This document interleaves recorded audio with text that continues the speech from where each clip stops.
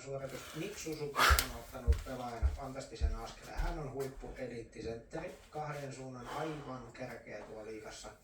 On ton joukkueen kasvot siinä eturivissä. Siinä on ykkösketju löyty lukkoon, Slakowski ja Caulfieldin kanssa, se on hyvä. Ja tässä on vähän nuorta voimaa. Nyt tuotiin Islandersista hyvä kiekollinen puolustaja Dobsoni. Eli tätä on vahvistettukin ja Kapanen tulee nyt sisään. Hän ottaa pelipaikan tosta. On varmasti valmennusjohtaja hänestä tykkää. Joten kyllähän tässä alkaa elementtejä olla, että taas mennään puoluspeleihin. Oho. Nyt Montrealin fanit innoissa. Vai tuleeko Gargano ja laskee osakkeet? No siis olihan se peli aika karmeeta puolustussuuntaan varsinkin pitkän aikaa, mutta sitten siellä muutosta saatiin, pelaajat kehittyi ja loppukausi tosiaan oli sitten paljon parempi ja pudotuspeleihin päästiin.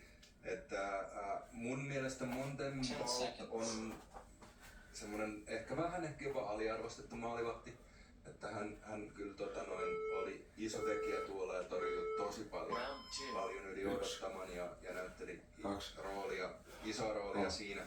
Mutta sitten nämä, kun mietitään näitä hankintoja, niin nämä on ihan loistava. Siis North Dobsoni, nyt se on Lane Hudson, North Dobson pari, ykkös-kakkospari. Sulla on Lane Hudsoni siinä, joka on tekeillä ihan kärkipakiksi liigassa sillä tiellä. Ja sitten sulla on North Dobsoni, tuli siihen avustamaan häntä nyt kakkospakiksi sitten. Mahdollisesti jo nyt isolla hyvällä tasolla, mutta sitten varsinkin tulevaisuudessa. Dobsonilla tietenkin on paljon aukkoja pelissä, mitkä pitää korjata. Martin St. Louis on hyvä. Hän on erittäin hyvä tyyppi, mutta hän on niin sä siis tunnet? Tunnen ja hän on hyvä myös valmentamaan siis näitä nuorempia. Avaa lyhyesti minkälainen tyyppi niille, jotka... Siis hän pelaajana hän oli siis tähtistatuksen pelaaja, mutta hänen tiehensä on ollut semmoinen alimittaisesta pelaajasta huippupelaajaksi.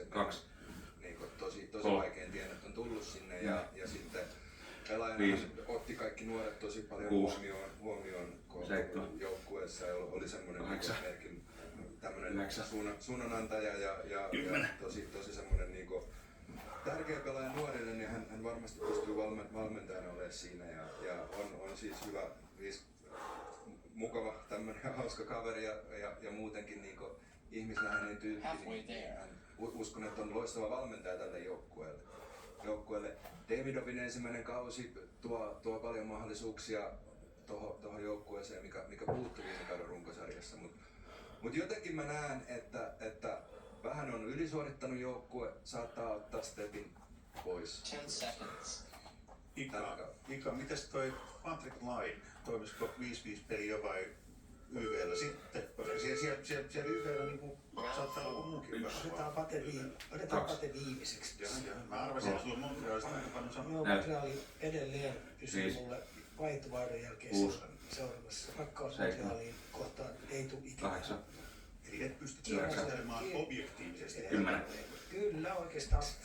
Pystyy kun vaihdon jälkeen Killafleurin jälkeen, niin mä oon tykännyt ja arvostan sitä ja kiitän heitä paljon, miten ne on upottanut mut tähän NHL-maailmaan. Ja sain sieltä Montrealista oman pojan kautta, niin sain tosi paljon, kävin paljon ja ymmärrän sitä kaupunkia yllättävän hyvin omasta mielestään. Ja paineethan tähän kauteen on valtavat. On menestyttävä, on pärjättävä ja sarjan alku määrittelee ihan älyttömästi. Ja Suzukin ketju, missä on ollut, tämä kaksikkohan toimii. Mun katseet kiinnittyy Slafkovskiin. Slafkovskin on ja pitää pystyä tuomaan paljon enemmän toisteisesti diskiin kahteen suuntaan. Ja sitä on Martin St. Louis on sparrannut koko aika ja toivottavasti se on oppinut. Toivottavasti sen niin sanottu kone ei hyydy, vaan se pystyy pelaamaan niitä isoja minuutteja kahteen suuntaan. 10. Ja keskikaistalta, niin onko Kirby Dubny riittävä? Pystyykö olemaan? Sillä on loukkeja ollut ja sen pitäisi pystyä, koska mihin ne upottaa tämän Demidovin? Se on hyvä pelaaja, niin sille pitäisi löytää, mutta aika vaikea sitä olisi heittää heti tuohon esimerkiksi Slafkovskin paikkaan. Se on niin pitkään ollut kimpassa. Mulla on sulle vastausta. Joo, niin ei ole. No, jos löytyykö se sieltä repusta se vastaus, joka voi sieltä jotain, mutta se olikin vähän laturipiu. Maalivahti Montebö, niin aivan loistava kausi ja käsittämättömän kovapäinen pelaaja, koska mietitään Montrealin mediasirkusta, mikä siellä on. Me ollaan nyt jo Suomessa huomattu, että juttua muuten riittää. Tuonne 100 toimittajaa seuraa joka päivä Montrealia. Sen takia meillä on joka päivä Patrick Lainista uutista. Minkälaista lihapullaa se syö päivällä ja miten aamupala ja miten illalla, minkälaista kukkaa se kastelee. Ja sitä löytyy ihan älyttömästi. Ja sitten kun me mennään tähän mediahuomioon, niin taustalla Martin St. Louis on pistänyt Patrick Lainelle tämmöisen pikkutyölistan vaateiden kautta. Eli kiekollinen suoritusvarmuus, kuljetuksen kautta, ei mitään saa tulla vuotamista. Karvauspeli, pitäisi saada hyökkäysalueella stoppeja. Puolustuspelaaminen omalla alueella, oman puolustajan löytäminen, alakerrassa auttaminen, alakerta puolustuskaksikkoon. Sitten alle menot, eli kiekon suojaus hyökkäysalueella. Siinä on 4 sellaista, että jos ei Pate pysty noita suorittamaan, niin se on myös peliaika kortilla. Aikamoinen lisää, mitkä on ihan siinä. Martin St. Louis on julkisesti esillä. No pystyy. Mua alkoi ahdistaa. Oikeesti, niin noin monta asiaa, siis koska ei Pate... Siis mä ennustan, että Laineesta tulee tässä ongelma. Joo, ja mä heitän vielä tähän, että nyt on muistettava meidän kaikkien myös Suomessa, että ilman Patrick Laineen YV-maaleja ei Montreal olisi viime vuonna mennyt pudotuspeleihin.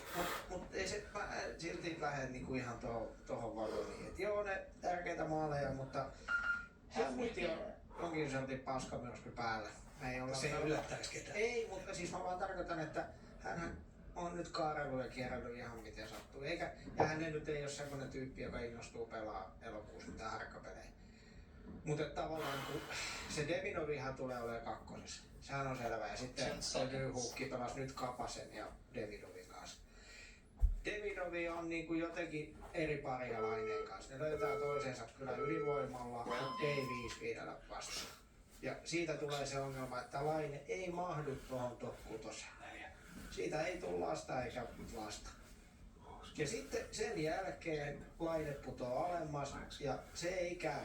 Se käy hänen pirtaansa, mutta en mä usko, että se käy pitemmän päälle kenenkään pirtaan, että 8 millinää ja on tuo. Sitten se 5-5 jääaika jää niin pieneksi, sä et saa sitäkään vähän irti ja sitä ei huvita. Laine on tässä, siitä tulee niinku, se on hyvin jämä palanen tässä. Kapanen on pelannut hyvän harjoituskauden, ne todella tykkää siitä. Newhook, Kapanen, Devidovi on kaikki samasta puusta, nopeita jätkiä. Laine on niin verkkainen. On tekemässä. Armeijan lähteminen on mun mielestä pikkunen, ei niin pikkunen kalui, aika iso alivoimapelaaminen. Se lähti yksi tärkeimpiä alivoimahyökkäjiä lähti pois. Kuka sen pystyy korvaamaan? Newhookillehan sitä nyt tuupataan, mutta Newhook on mun mielestä hyvin kaukana armeijan AV-pelaamisesta. Ja se on aivan kärkää jo niitä pohjaketjun jälkiä. Anderssonin alivoima. Se kyllä mä kuulen sun sen. Mä tykkään paljon tästä tradeista Jack Bolduc. Mikäs tää on tää pakki, joka lähti? Logan Mailux. St. Louisista, niin Logan Mailux on siis, ei osaa puolustaa, niin Jack Bolduc on taas ihan eri kaliberin siihen suuntaan. Nuori pelaaja tosissaan, mutta tykkään siitä hausta tänne näin, että mä luulen, että hän tulee näyttelemään isoa roolia jossain vaiheessa. Bolduc on hyvä haku jo. Ottava Senators. Vuosi sitten me tarkistin, me käytettiin Ottavasta nimeä Lama-ajan Toronto. 10 seconds. Mä en tiedä mitä me sillä niin tavoiteltiin, mutta meni playereihin, eli meni eteenpäin. Meneekö taas eteenpäin? Torontolta otti ekaksi käkättä. Aika hyvin sä ajattelit Torontoa. No niin me puhuttiin, mä tarkistin. Lama-ajan Toronto, ei muista yhtään mitä se tarkoitti. Hyvin muistan sen ottelusarja, koska mä opesin katsoa, että muuten pannukeitto aika pahasti ottaa jälkeen. Ei pääkistänyt vaan millään. Et niillä lähti ihan lapasesti. Ne ei antanut itselle mahdollisuutta yrittää kampea Torontoon niissä paineissa pihalle. Se olisi mennään käkättäkään, että aika hyvin sä ajattelut Torontoa. Mut niin me puhuttiin, mä tarkistin. Lama-ajan Toronto, ei muista yhtään mitä se tarkoitti. Hyvin muistan sen ottelusarja, koska mä rupesin katsoa, että muuten pannukeitto aika pahasti ottaa jälkeen. rupeaa tavalla peittää. Kari Rämä, ainakin siellä on maalivahti, eli Ullmark. Kyllä, mä tykkäsin Ottavasta siinä, että he oikeasti pystyivät 10 kilpailemaan seconds. illasta toiseen. Siis pelin rakenne on hyvä. Travis Green on saanut hyviä asioita tehtyä. Kellään ei ole oikein huippukausi. Eli potentiaali on vielä, varsinkin tuolla ykköskentällä. Potentiaali, että Katsokin ei varmaan halua olla tommonen pelaaja. Noilla pystyy ottamaan janoa vähän enemmän. Ja mä uskon, että Kosen pystyy paljon parempaan. 9. Tutle, Ja 10.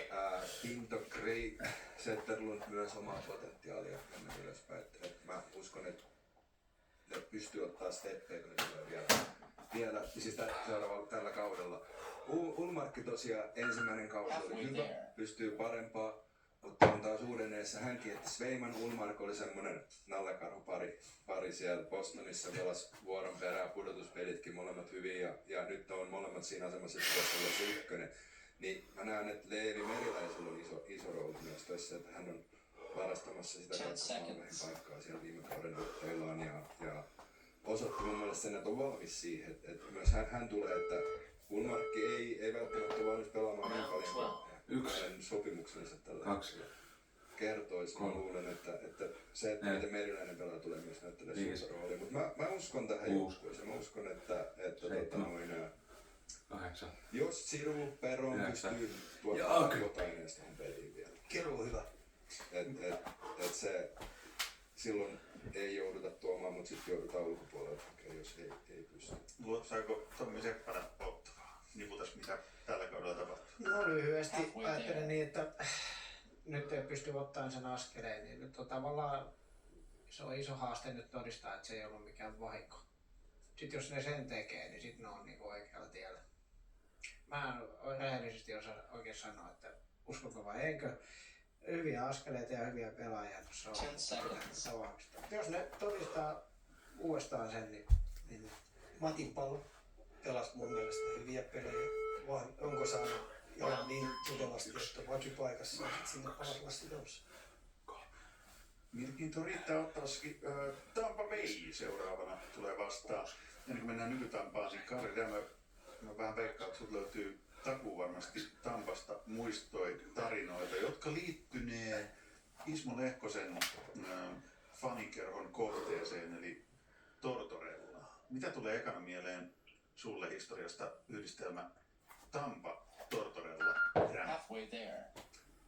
No tulee siis se, että kun tuossa viimekin kaudella sitä vielä nähtiin, että Tortsan on aika kova medialle kertomaan, mitä mieltä on pelaajista mä pelasin ensimmäisen pelin Tampassa, siis aloitin ensimmäisen pelin 10 ja seconds. voitettiin Toronto 2-1, siis oli Toronto kun pelaa vieraspelejä, niin se on melkein Toronton kotipeli, että oli parikymmentä tuhatta ihmistä katsomassa ja oli joukkue mennyt aika huonosti ja päätettiin, että laitetaan Rämö maaliin ja voitettiin 2-1. Tortorella kysyttiin mun tulevaisuudesta tai että miten meni, niin sanoin, että kyllä tuon pojan pitäisi aavailla sitä. Ja sen jälkeen ei puhutukaan kuin siitä, että mitä sä olet siitä mieltä, että Tortti sanoi, että sun pitäisi pelata AHL:ssä. Ja se on ensimmäinen muista. Miten sä vastaat?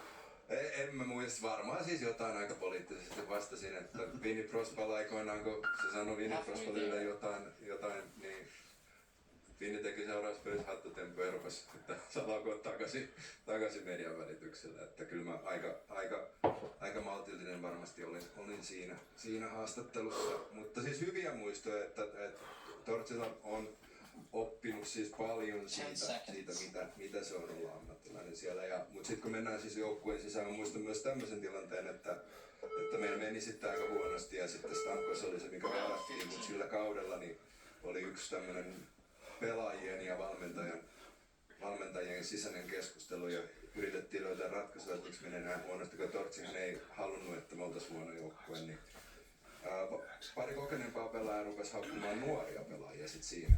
Ja Torts kun istutti ne sitten sen jälkeen alas ja sanoi siinä, että sä oot pelannut tässä liigassa kohta 20 vuotta ja noin on pelannut 2 kuukautta ja sä laitat tän niittoliskoon, että oot sä oikeesti tässä maailmassa mukana ja puolusti siis nuoria pelaajia tosi paljon siinä niille kokeneemmille äijille ja ne Stanley Cup-voittajat oli sit hiljaa sen jälkeen.